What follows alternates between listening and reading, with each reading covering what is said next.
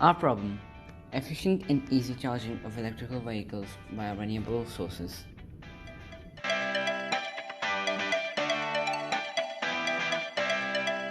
Center coils are present along the charging lane. The receiver coils are present in the car itself, requiring 6 to 12 millimeters of distance from the center coil in order to charge properly.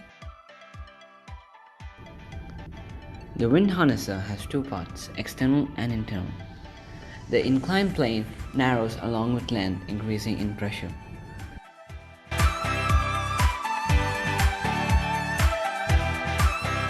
Internal area consists of a blade, barriers, and an electrolysis chamber.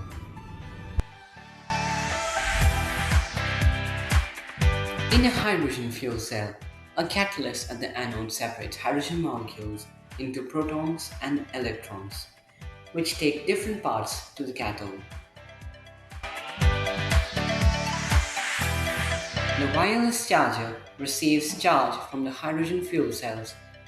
It consists of receiver and sender coils. The sender coil sends alternating currents to the receiver coil, which is situated in the car itself.